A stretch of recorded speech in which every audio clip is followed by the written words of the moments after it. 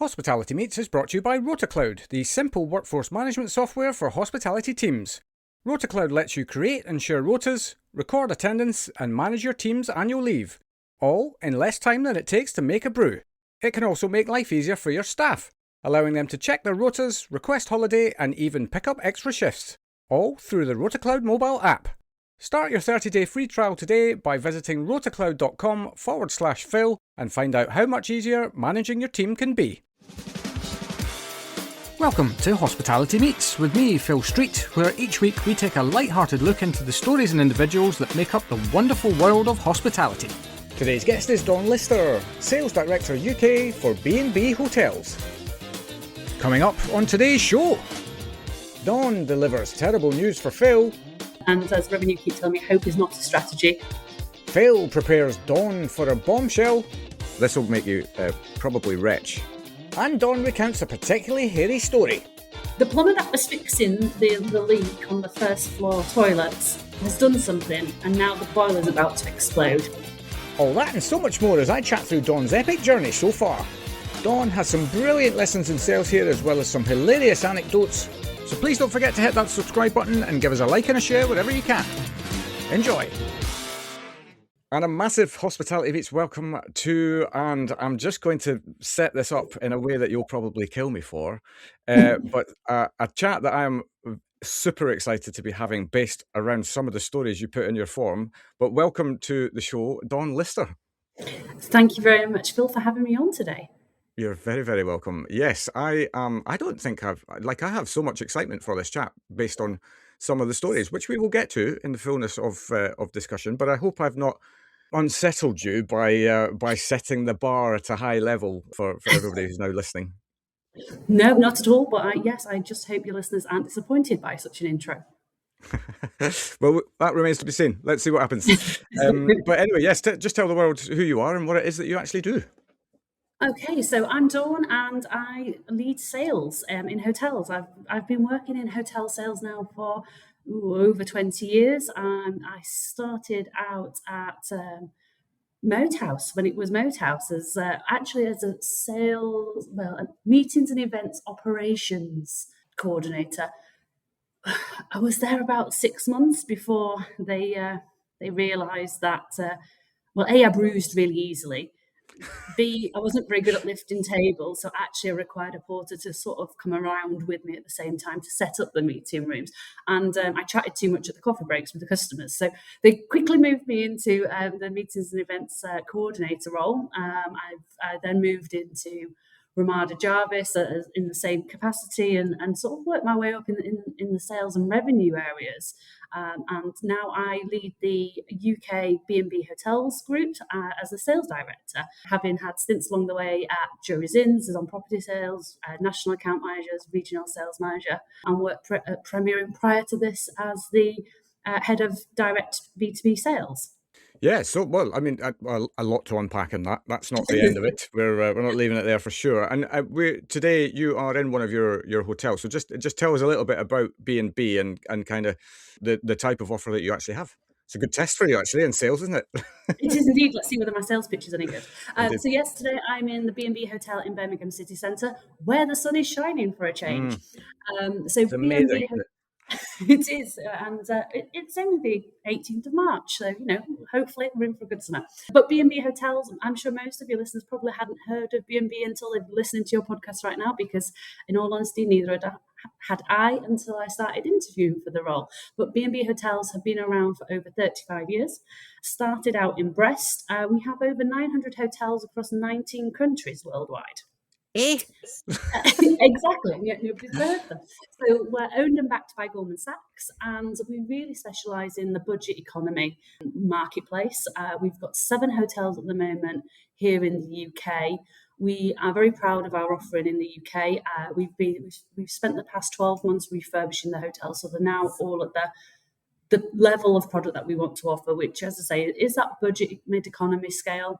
And it's all about exceeding expectations, but giving you a great base in great locations, comfortable night stay. I'm yet to find a hotel sales manager that says, come and stay here because I offer you a terrible night's sleep, but we do give you a good night's sleep. Yeah. And really our it's really about growth and expansion for us over the next 5 to 10 years. B&B Hotels worldwide are looking to get to 3,000 hotels in the next 10 years, and that looks like 50 hotels here in the UK in the next 5, and aiming for Really? 100 in the next 10. So we're going to be very, very busy. Not sitting on your hands at all. No, not at all. And B&B is a great hotel group to work for because, as I say, they've got the financial backing, and actually they've got the international presence. But they are very entrepreneurial in their ways of working. So they put a lot of onus into the hotel managers doing what's right for that specific hotel, and also the team, but making sure that the customer experience is top notch. And so there's not a lot of red tape, which is great for a company this size. And it means that we've got the brand presence and the brand standards, but you're able to do things a little bit different by each country and each region to make sure that it's right for the end users and the customers, which is very nice to be part of. Yeah, no doubt. And I am, but by no stretch of any imagination am I an economist, but my logical brain around the times in which we currently operate, which are somewhat challenging in the grand scheme of things, I think that's probably fair to say, Yes. is that generally speaking, the budget and budget premium offers really do quite well in this kind of phase. And the reason being is that people who normally would operate in the kind of the mid-range can't afford the mid-range anymore, so look at moving into that. And that was, I think, this is probably, I'm guessing, one of your competitors, but Premier Inn were an absolute prime example of that in the last crash of 2008-9. They kind of exploded their offer by just getting some really good basics correct.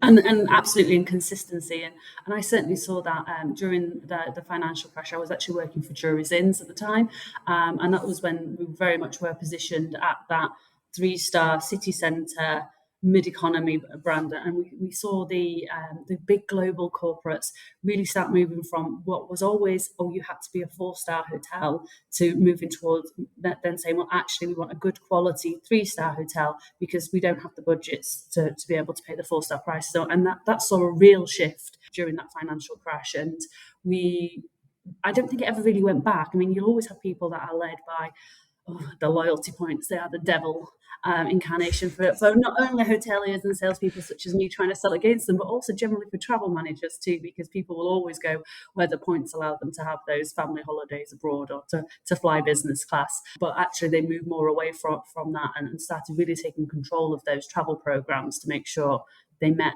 the business needs as well as the traveller needs. And I think that's where having, the doing the core principles right, so that good night's sleep, making sure that the rooms are soundproof, and you've got high speed Wi-Fi so you can watch your Netflix or you can do the work.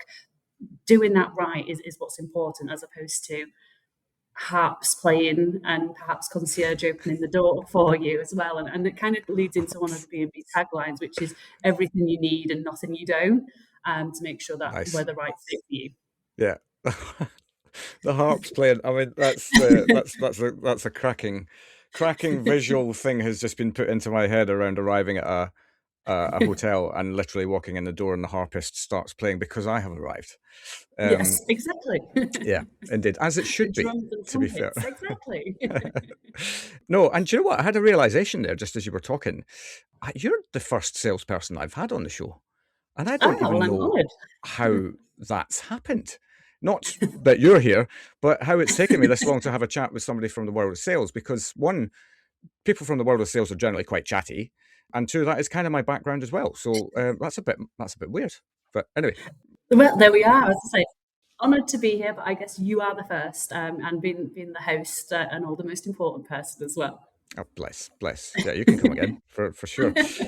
Excellent. Right. Well, I'm going to take you back to the beginning of your career. You gave a very, very quick snapshot of the kinds of places that you have worked, but I want to just kind of dig into it a little bit and kind of, what was your reason for wanting to go into hospitality in the first place? Well, my first venture with hospitality started when I was 10, and it was my first holiday abroad. And we flew with, what were they called now? It was the old TUI, what the original brand for TUI was. So we flew with, Thomas Cook. no, it was Thomson, but Maybe, yeah. I'll come back to it. It'll come back to me. But yes, we were our first family holiday to Mallorca. We flew with, we'll say Thomson Airways because I can't think of the name of it right now. And that was me. I wanted to be an air stewardess. My dad's a HGV driver. I spent most of my school holidays sitting in the cab with him, and traveling the lengths and breadth of Britain.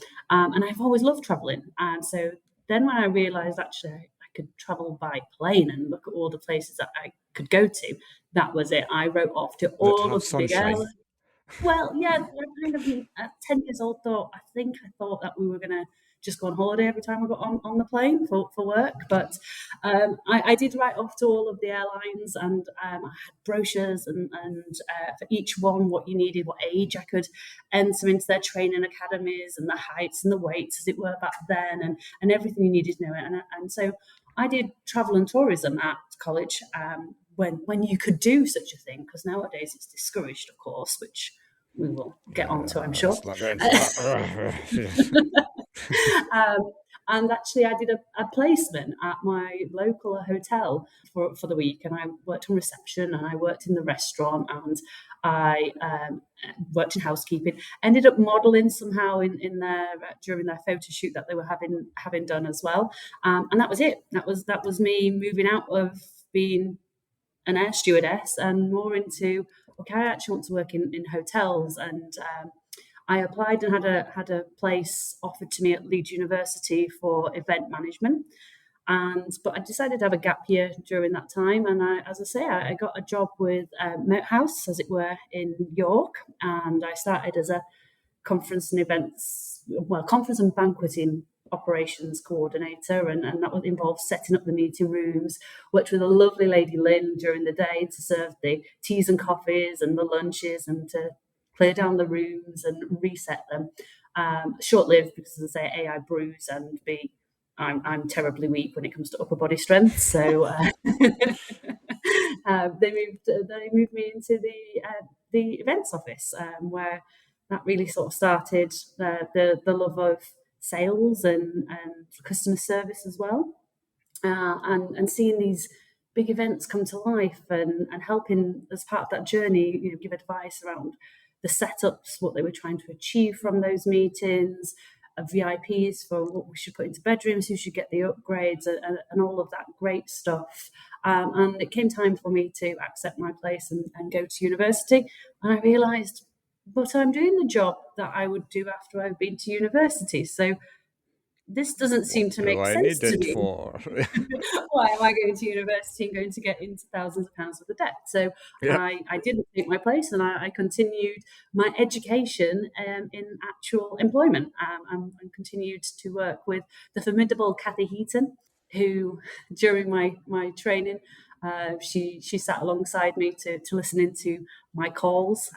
Back in the day as well, when you used to have test calls as well to make sure you were Uh-huh. answering Uh, all of the questions, and it was uh, recorded and played back. And I remember her turning to me and saying, "Oh, that was a very good call, Dawn." Because no offence, but you come across as a bit of a know-it-all. But actually, you've listened and taken the advice on board, that's and brilliant. that's Yeah, and it's that you totally triggered me there with the role play calls. Well, actually, you're doing it in a live PGRC environment. calls. Yeah, but Yeah. I still am completely on the fence around role plays in the world of sales, because they're not, you don't have the same kind of pressure, as it were, in terms of a live environment, right? And the live environment brings pressure. And yes, okay, the first call might be a little bit sketchy, but generally speaking, if you are trainable and you listen and you learn, then it doesn't take long, like to actually then get your patter down, what you're actually trying to achieve here, etc., etc. But role plays, oh, oh, They're unnerving, and I think the thing with the test calls where you weren't supposed that they came through every month, and it'd just be somebody pretending to have an inquiry for you, so you didn't necessarily know, but it was very quick. You could very quickly identify, usually with the whirling in the background of the tape recorder. But there were certain things you were thinking, well, if I ask an actual customer these questions, they would take offence. And to be fair, on the a couple of occasions where you thought, oh, this is a test call, the customer usually said, oh, no, I've not gone with you because you asked too many questions. And you think, well, I'm not sure that training mechanism is perhaps fit for purpose then. Well, yes. And isn't that kind of the job of sales, is to ask questions? Yes, but some people don't like it, particularly I think when it comes to meetings and events, and especially if if you do it all the time, they just want to give you their inquiry details. And back in the day when people used to pick up the phone, because we didn't have email back then, of course, we still had the fax machine in the corner. Yeah. God. They just wanted to get off the phone as quick as possible. Nowadays, they just send it all on an email. Yeah. God, they just don't know they're born these days, do No, they? exactly. Albeit, at least it wasn't 24/7 then. Yeah. Yeah. Yeah. Well, indeed, that's, I suppose, like, pros and cons, Exactly. blah blah blah. But no, I think what I love about that part as well is that, like, this is your formative time in sales, right? So you're learning, but you've also you used the words, the formidable Kathy Heaton, was it? Yes, that's right, Kathy Heaton. Yes, she was the revenue director for Moat House at York, and yes, she was certainly one you always wanted to have the answer to if she asked you the question. And I learned a lot, and she was great during that time. And Andrew Glover as well, that I worked alongside there in my first proper role. Brilliant. Yeah, but these people are massively important, aren't they? Like, because Yeah. even like Kathy, as an example, she's taught you, by the sounds of it, I'm sure there's a bit more to it than this, but through presence. Like, if she comes a knocking, I need to be ready. Yes. So you're disciplined to make sure that you're ready as best as you can be for when that happens. Absolutely. I needed to know the ins and outs of my bookings, what was happening with them, what status they were at, who was the decision maker, were we expecting the room in list, when was the payment coming in, and it was a busy office. We had an awful lot of inquiries to know that information off the top of your head. Yeah, absolutely. So, how did it progress from there? So then I moved over to Ramada Jarvis to Leeds Parkway, and I moved purely because I moved to Pontefract, in actual fact. So before I lived in Brighton, so York was a little bit closer, so moved to Pontefract, so it made sense to move to Leeds. It was a closer commute, where I joined again as meetings and events coordinator. Within about 6 months, I'd progressed to meetings and events supervisor under Sandra White. I very busy wedding and funeral destination just down the road from the Lawnswood Crematorium.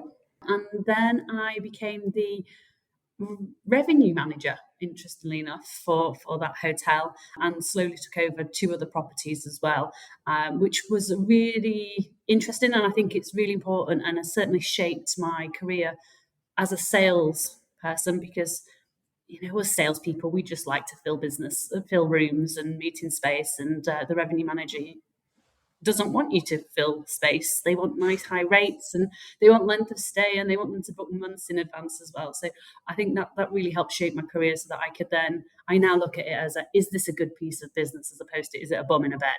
And that's really held me in good stead as I've progressed into leadership roles, for sure, and also been able to then coach other salespeople that, yes, you're looking at this number down here and going, but it's so much money, but you're not looking at actually what's that displacing, and actually what is the bigger potential for the business as well. So I actually get on very well with all of my revenue managers I've ever worked with on that basis, and usually produced a forecast that's within a couple of £100 difference to them. So that really helps from that role. And of course, learned the most important lesson, that revenue is not revenue until it's banked. So Well, indeed. as salespeople, we live in a world of hope. And as revenue keeps telling me, hope is not a strategy. And we can quote that these are all this revenue we've brought in and we've contracted, but until it's banked and paid for, it means nothing. Damn it, you're really unraveling my sales strategy here. I kind of my sales is purely based on hope, and I have so much hope. Endless supplies. As salespeople, that's programmed into us: hope and optimism. Yes, absolutely. I think you have to be, right, because I saw a really, really cheesy quote just the other day. Oh my God, this will make you probably rich. It made me rich. If you knew you were 1,000 rejections away from your dream, think how excited you would be every time someone told you no. But it does take a lot to be able to pick up that phone, doesn't it? To make those 100 calls just to get that one yes. Okay, I'll meet with you. Yeah. I think there's days where I felt like a stalker. And in actual fact, I when I was moved to juries, I moved to juries as the sales manager for the Leeds property, and I do remember some of the TMC account managers contacting our national account managers at the time and saying, could you tell this girl to stop ringing me? She rings me 3 times a week. And they would pick up the phone and they'd say, Dawn, stop hounding them. Leave them 3 months and go back to them. Because I was so desperate for the business and just wanted to create great working partnerships. So I think Yeah. that's it's never exciting. It's always nice when you pick up the phone and you get an, oh, yes, you've called at the right time. But actually, those that you have to really wear down bring me so much more joy. I completely agree. I completely agree. I'm definitely not anybody who is listening to me who's out there who might be potentially wanting to work with me. I don't use the words wear down. But no, I completely agree with you, and I think that's one of the things that, like, I just love conversations. So for me, Me too. a sales process is a conversation, and how can you possibly say no to me without understanding what it is that I want to talk to you about? I'm a pretty decent human being, and I will accept no's. I have accepted many no's in my life. Each one of them brings me closer to that yes. But the it is a discussion, and I think the words that I was taught were need find. So we spend time learning whether there is a need and whether we can actually whether we have the thing that supplies that need, and if not, then we shake hands and we move on and thank you very much. But Absolutely. It's got to be the right fit for everybody, hasn't it? And yeah. it only takes a conversation to identify that actually, do you know what, I have something that will really help you, or I'm not the right person for you, but I might know somebody who can. And that's what it's all about. And I think that's what I love about hospitality sales in particular. At the end of the day, as I said earlier, nobody goes out there and says, come and stay here, we offer you a terrible night's sleep. So we're all selling very similar products, but actually the difference is the service and the expectations and ultimately how you feel after you've stayed in one of our hotels compared to Yeah. staying in somebody else's hotel. And that's what I love about hospitality sales. It's that experience, and it's the people. And for me, I have a bit of a mantra of people first, and that comes from both customer side of things and also my team side. And as I say, the revenue part of me goes, right, we need to find the right mix, and sometimes we're not right, and sometimes that customer's not right. But the only way you can establish that is through a conversation. And I Yeah. am really nosy, which always helps when it comes to sales. I totally. I could not agree more. You have to be, right? You have to be. Otherwise, you got to want to ask that next question. Some people even talk about asking hard questions, but they're not hard questions. They are literally the intention is to learn and Yep. then establish whether the conversation should continue or not. And I'm absolutely fascinated by the businesses as well. And I've been to some really interesting workplaces. I once went to Daniel's Chilled Foods. It's no longer called that anymore. I drove by it the other day, but I had to put wellies on, and I had to put a hairnet on and a hat and a white jacket and go through a welly wash so I could have a walk around the factory just to see how it all worked Yeah. and what was involved in Daniel's Chill Foods and tasting their environments and test kitchens. And I find it fascinating because I'm generally nosy. Excellent. Yes. Well, let's continue the story. So we're Ramada Jarvis Leeds. Yeah, Ramada Jarvis, and I took over the Bradford and Bingley Hotel as well, came into my cluster, and then and also Leeds North, so I had 3 properties. And then redundancy came along because they decided to cluster further and have one hub in Manchester, in Piccadilly, Manchester. And I moved then into Juries Inn, as I said. I was on property at Leeds for 4 years with Teresa Snell and Helen Smith, fabulous team to work with. And I progressed into kind of it didn't have an official role, but it was a gap fill role with Gaynor Carroll as the regional sales manager. And so wherever we had a vacancy from a sales manager perspective, I got parachuted in. So I've covered Aberdeen, I've covered Southampton, I've covered Belfast, and really, and eventually the London City and Tower Bridge hotels as well. I then created my own role with Mark Webster as the head of sales to take on entertainment agents. We identified that there was potential for our hotels to work with the entertainment agencies, for the film crews and the touring sort of theatre productions and also the arenas, and also looked after some of the key meetings and events agencies, such as Calder and what was NYS at the time. And then the Jury's Inns acquired 9 hotels, which went on to be affectionately known as the J9, which were a mixture of the Thistle hotels and hotel collections. So big beasts like Hinkley Island joined the portfolio, and they seconded me into a regional sales manager role to onboard these hotels, which was my real first taste in proper people management, I would say, and particularly with dotted lines as opposed to direct reports. And prior to this role, when I did my insights, I was about as red as they could be with no green. There was not even very little green, didn't feature on the chart, in all honesty. So So you do not care about anyone.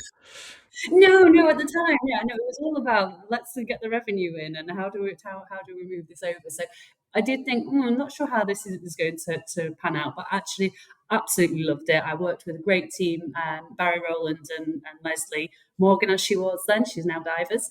And we transitioned these hotels onto the Jury's Inn platform. We changed their property management systems. I did the Jury's Inn, I'm going to call it baptism, with the sales managers that came across, and converted them to our ways of working as well as our systems, which wasn't particularly easy because these were a group of 9 that knew each other really, really well, and they had a different product to what Jury's Inns were. We were never a massive meetings and events hotel group back then, but we had Birmingham, and we had small meeting rooms. We thought we knew what we were doing, and then Hinkley arrives with a capacity for 1,000 people and 25 syndicate rooms. So that's a real different beast in terms of an operating model. So we wrote that together as a regional team, and also the team at the hotels as well were great. They were really welcoming.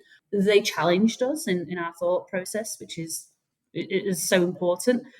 We challenged the back in certain places as well, and we refurbished the hotels, and they went on to have some really successful years.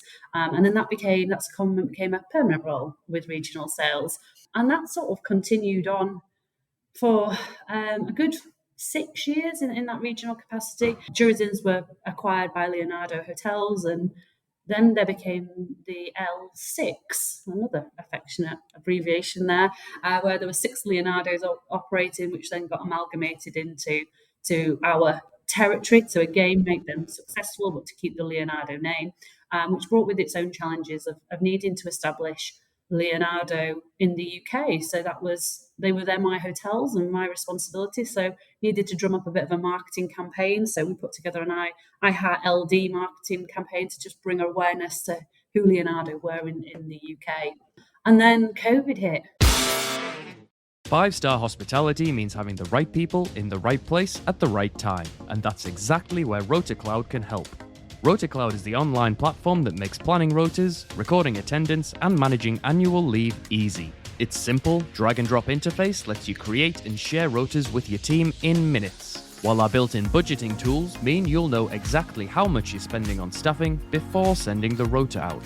RotaCloud also makes life easier for your staff, allowing them to check their rotas, request time off, and pick up extra shifts, all through the RotaCloud mobile app.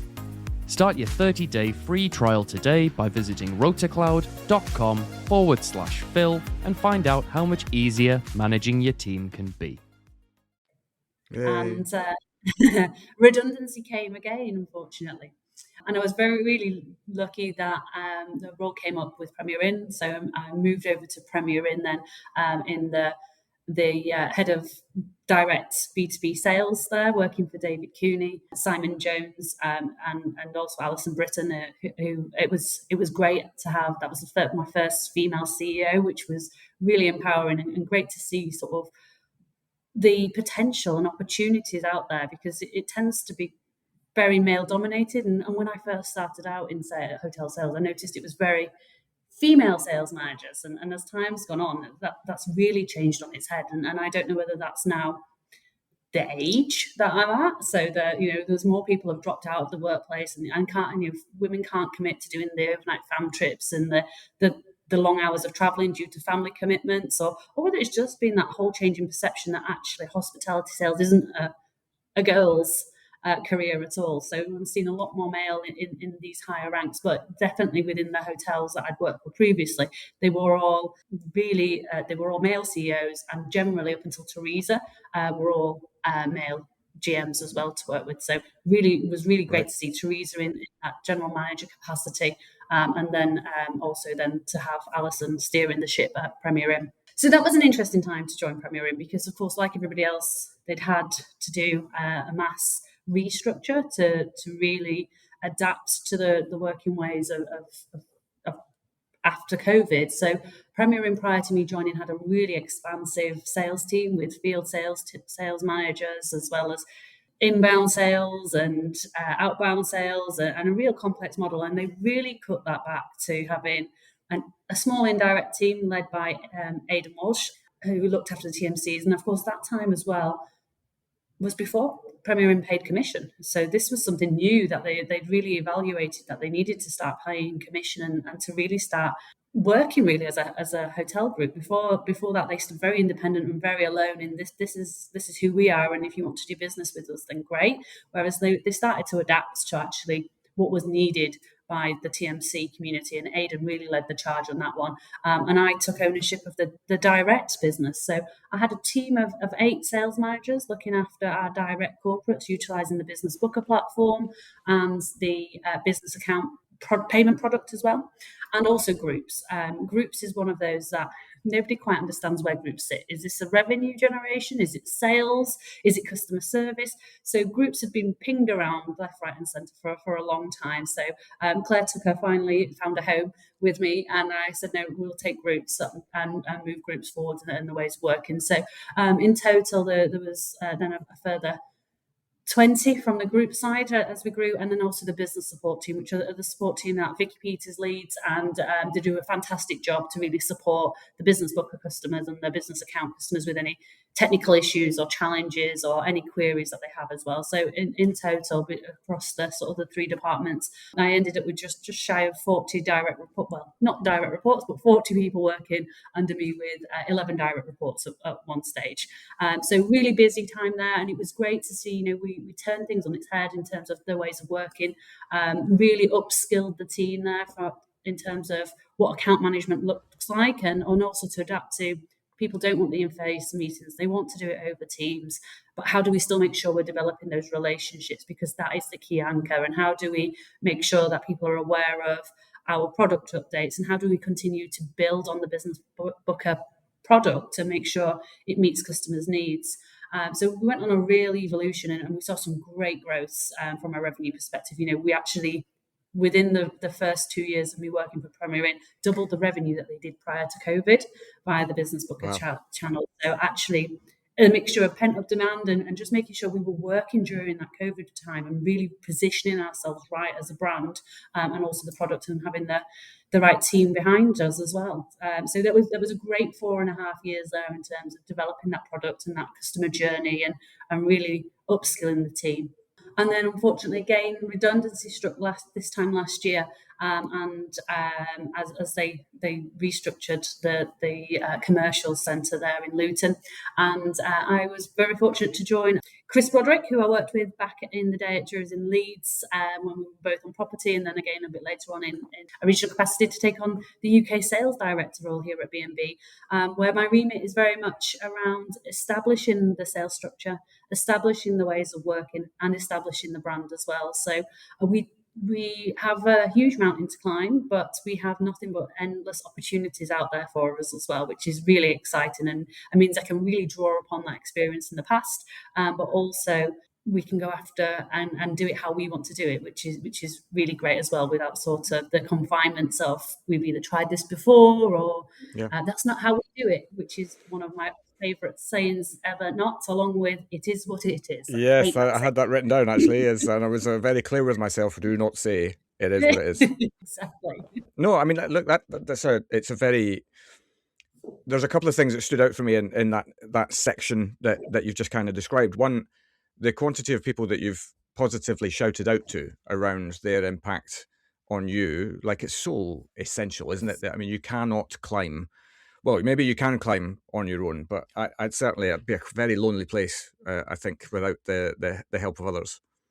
Absolutely. And I think if you're climbing on your own, you're climbing on the backs of other people. And that's certainly never the way I would want to ever achieve anything. Whereas climbing with other people, they're giving you that leg up. And I think that's so important. And I think and again, in sales, and what I've seen as I've hired people out of industry is they don't really understand how complex hotel sales are. I think a lot of people think it's really simple and they don't realize all the different components that come into it.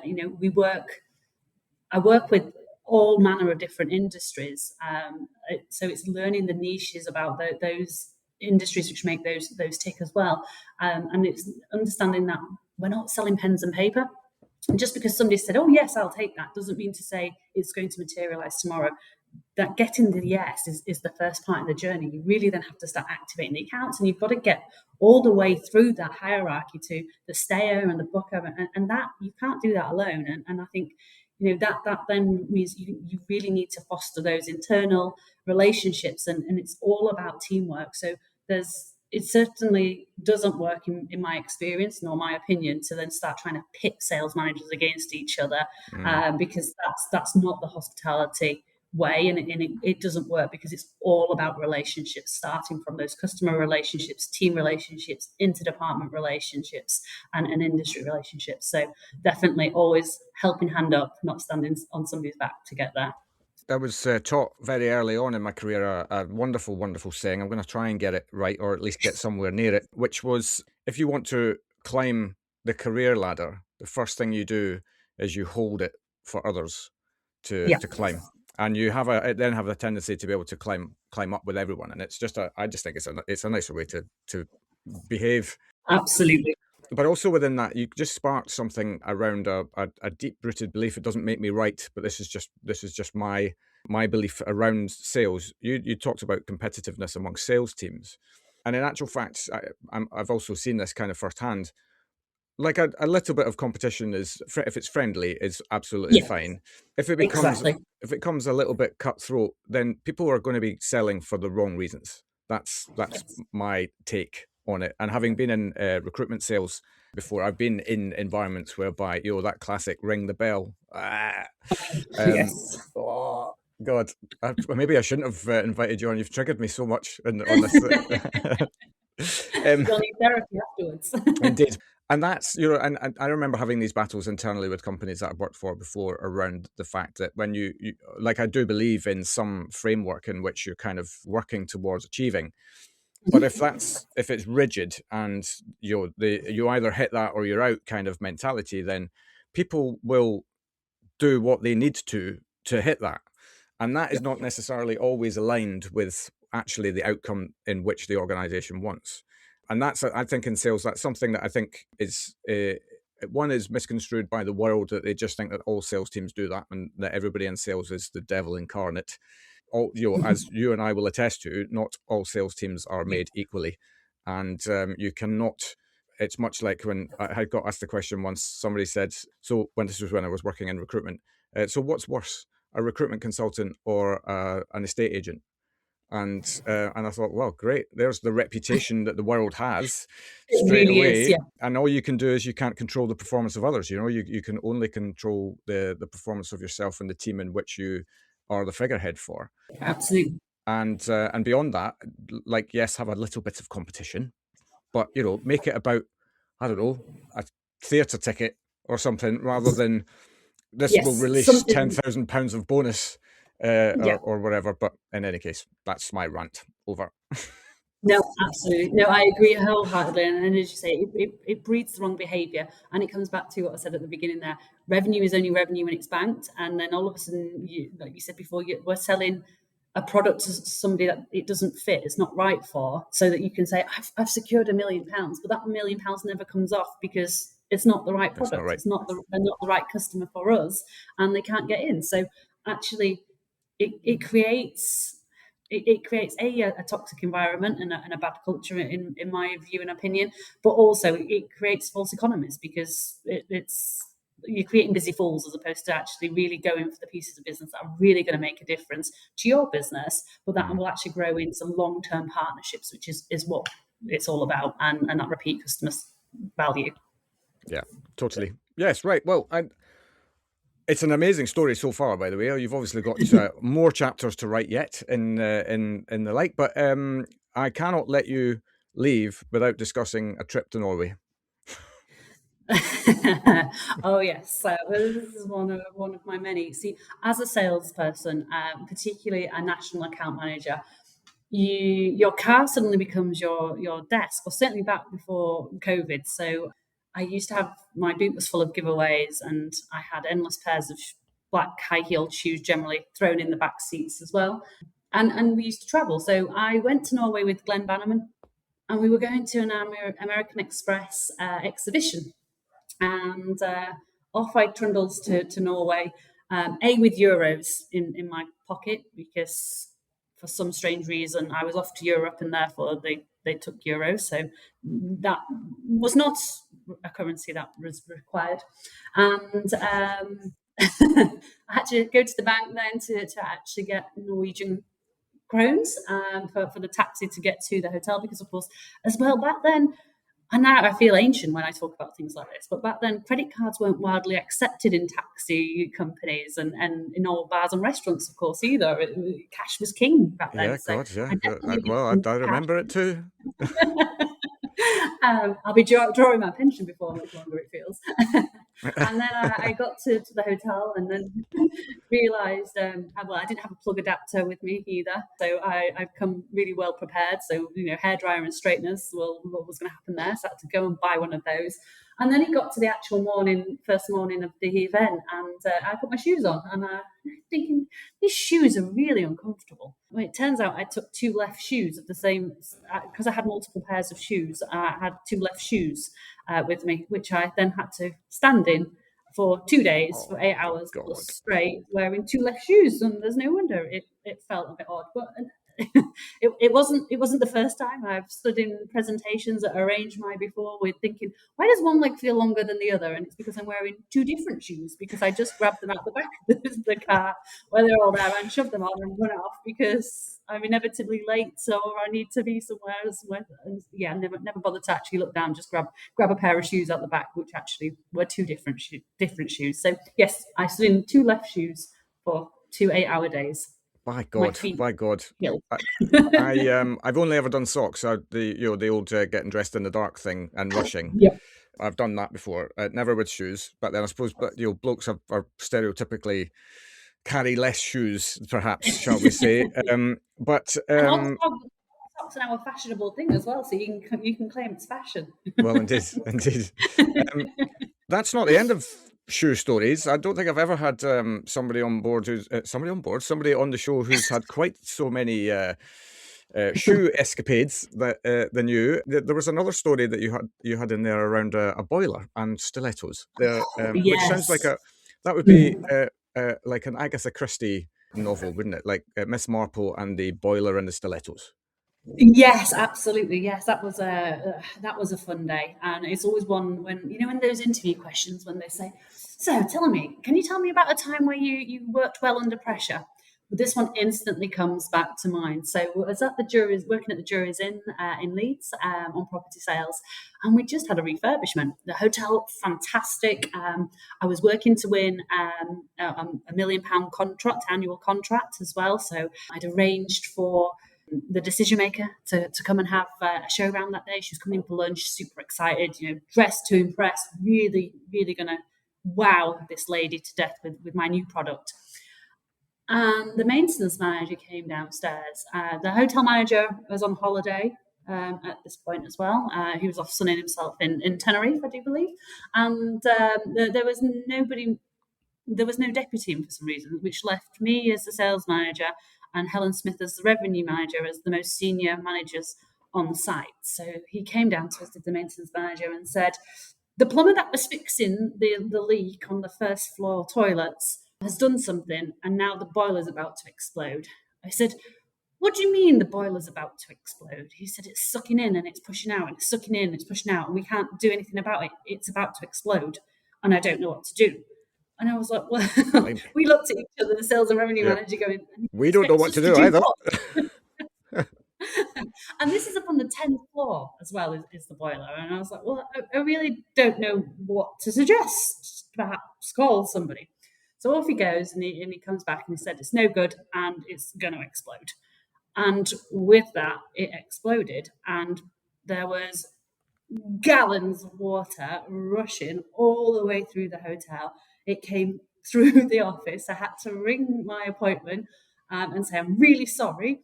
We've had a bit of an incident. I'm not going to be able to show you around today. Could I rearrange for a later date? And sort of had to push that to one side. Oh, God, yeah. The shutters came down the hotel because the fire alarm went off because of the steam coming through. The water is cascading down over the reception area, which has got all of the electronics, all the desktop PCs and the PDQs and everything is all there. We've had to do an emergency evacuation of the building. The fire brigade are here, and everybody had to stay clear until the water finally stopped pouring through the building. So the brand new refurbishment totally ruined by this. We couldn't get hold of anybody anywhere at head office either. So it's like, well, what do we do? So I said, well, we can't do anything. We've got to shut the hotel. So that's what we did. And then we had guests come in. They'd been out and they'd come back and they wanted to know why they couldn't go up to their room for a lie down, with the fire brigade stood there and the shutters and the water pouring through. And when the fire brigade finally gave the all clear for staff to re-enter, it was time to don the high-vis jacket and the hard hat, because we could not allow customers to return. So what we had to do is make arrangements at a nearby hotel for them to stay if they were due to stay with us a bit longer. And we had to go and pack their stuff for them. The lifts were out of service, and as I say, this is a 10-floor hotel, so it was roll up the trouser legs, no other shoes but stiletto heels, to run up and down 10 flights of stairs, packing everybody's stuff for them to bring it back to reception to hand it to them. In the meantime, other colleagues were walking down with the linen trolleys and just swiping the electric equipment into them from reception to clear those, because they were no good either. I got at the time I didn't have a step counter, and now I do, but we certainly got our steps in. And as I say, myself, Helen Smith and Billy McCabe firmly put that down as the most stressful and how to deal with pressure. Really? That's surprising, yeah. And 10 flights of stairs in trainers would have been a nightmare. Yes. Let alone stilettos. I mean, I'm not an avid stiletto wearer, but I can imagine that they're not the most comfortable shoe to go up and down stairs in. No, and actually, I've just in the past month, I actually did a LinkedIn post recently that said, flip back 10 years, it was all stiletto shoes. Now it's all about flats. And in actual fact, if I could get away with my slippers, I absolutely would, because even the flat shoes hurt me nowadays. And I put it down to all the years of wearing stiletto shoes. Yeah, I'm a big believer that I have a statement, which is my own, that everything is possible in flip-flops. That's my, and I do have stories that can demonstrate this too. But the business world is not yet cottoned on to this. So if you're listening, business world, I'm here for flip-flops. The next event, make sure you're wearing them. Yeah. There you go. You're a trendsetter, so I'm sure they'll quickly catch on. Brilliant. Look, thank you so much. You have not disappointed at all, and there's some absolute cracking stories in there. Notwithstanding your own story, as yet unfinished as well, but some really, really interesting manoeuvrings within your career, reactions to redundancies as well. I mean, it's pretty rare, I think, that somebody goes through their career and doesn't at least face that as a prospect. So, there's a lot of learning in moments like that, usually of self. And a realignment of yourself, and where do you go next, and all of that kind of stuff. These things could be really, really positive experiences in the end. Yes, in the end. No, I always say that. I think they always say, they say that you will face redundancy 3 times in your career. Well, that's my 3 done, so please count me out in future. That'll do. That's fine. Redundancy, they say, is never personal, and from a business perspective, it's not. And I've been on both sides of it, of facing redundancy and being made redundant, and also having to unfortunately go through and restructure and put people at risk for redundancy and make people redundant. So the actual the decision behind it is never personal, and it should never be personal. It's always business related. But to the person at the other end, it is the most personal thing that they can ever encounter. So you have to be a human being. Whilst you may have a HR script that you have to stick to for legal reasons, once that script's read, then become a human again and make sure that you support that person through that, because I've had people who have and have been brilliant, and I've also had people who have been very robotic, and it just makes it worse. And I think there's, again, people first mindset, and treat people is kind of one of my mottos. But ultimately, every time I've been through redundancy, I've come out of it in a much more positive position, and actually I've come to the conclusion that every time I face redundancy, it's been the universe's way of saying, come on, you've been here a little bit too long. It's time to move on. Okay. Because I generally find that I feel I've done as much as I can, but I love the people I work with.